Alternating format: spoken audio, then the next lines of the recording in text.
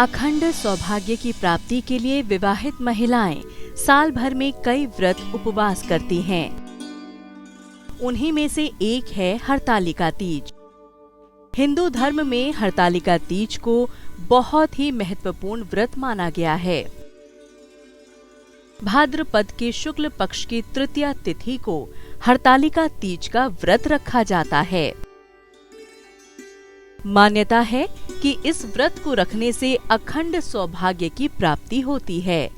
इस दिन सुहागिन महिलाएं निर्जला और निराहार व्रत रखकर पति की लंबी आयु के लिए कामना करती हैं। हरतालिका तीज व्रत को सुहागिनों के अलावा कुंवारी कन्याएं भी रखती हैं। कहा जाता है कि इस व्रत के पुण्य प्रभाव से कुंवारी कन्याओं को मनचाहा वर मिलता है। शास्त्रों के अनुसार हरतालिका तीज को सबसे बड़ी तीज माना जाता है। हालांकि हरतालिका तीज से पहले हरियाली और कजरी तीज मनाई जाती है। हरतालिका तीज में भगवान शिव और माता पार्वती की विधि विधान से पूजा की जाती है। हरतालिका तीज में श्री गणेश, भगवान शिव और माता पार्वती की पूजा की जाती है। सबसे पहले मिट्टी से तीनों की प्रतिमाएं बनाएं और भगवान गणेश को तिलक करके दुर्वा अर्पित करें। इसके बाद भगवान शिव को फूल, बेलपत्र और शमी पत्री अर्पित करें और माता पार्वती को श्रृंगार का सामान अर्पित करें। तीनों देवताओं को वस्त्र अर्पित करने के बाद हरतालिका तीज व्रत कथा सुने या पढ़ें। इसके बाद श्री गणेश जी की आरती करें और भगवान शिव और माता पार्वती की आरती उतारने के बाद भोग लगाएं। हरतालिका तीज पर फुलेरा का महत्व। हरतालिका तीज के पूजन में फुलेरा का विशेष स्थान है। पौराणिक मान्यताओं के अनुसार हरतालिका तीज की पूजा में शंकर भगवान के ऊपर जलाधारी की जगह फुलेरा बांधा जाता है। फुलेरा फूलों से बनाया जाता है, जिसमें 5 ताजे फूलों की माला का होना जरूरी है।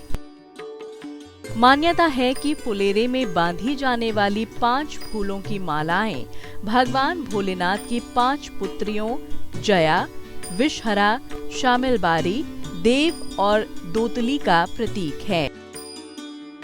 मां पार्वती ने किया था हरतालिका तीज व्रत।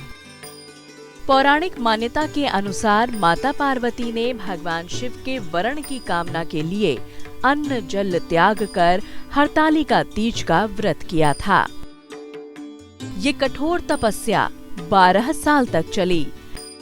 कठोर तपस्या से प्रसन्न होकर उन्हें दर्शन दिए और इच्छानुसार उनको अपनी पत्नी के रूप में स्वीकार कर लिया। मान्यता है कि इस दिन जो महिलाएं, लड़कियां विधि पूर्वक से व्रत का पालन करती हैं, उन्हें सुयोग्य वर की प्राप्ति होती है। साथ ही महादेव और माता पार्वती महिलाओं को सौभाग्यवती होने का आशीर्वाद देते हैं। कैसे पड़ा हरतालिका तीज का नाम? कहा जाता है कि पिता के यज्ञ में अपने पति शिव का अपमान देवी सती सहन नहीं कर पाईं। उन्होंने खुद को यज्ञ की अग्नि में भस्म कर दिया। अगले जन्म में उन्होंने राजा हिमालय के यहाँ जन्म लिया और इस जन्म में भी उन्होंने भगवान शंकर को ही पति के रूप में प्राप्त करने के लिए तपस्या की। देवी पार्वती ने तो मन ही मन भगवान शिव को अपना पति मान लिया था और वो सदैव भगवान शिव की तपस्या में लीन रहती थीं। पुत्री की ये हालत देखकर राजा हिमालय को चिंता सताने लगी।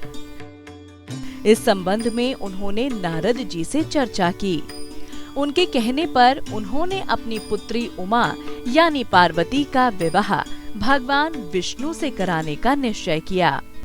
जब पार्वती माता को ये बात पता चली तो उन्होंने विवाह से साफ इनकार कर दिया, क्योंकि पार्वती जी विष्णु जी से विवाह नहीं करना चाहती थीं।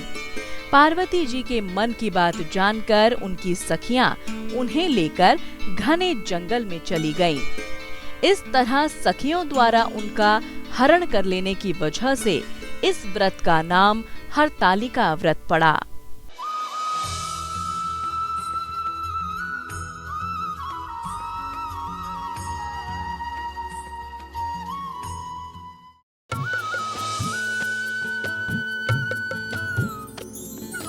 सर्वधर्म संगम, धर्म के सच्चे प्रहरी।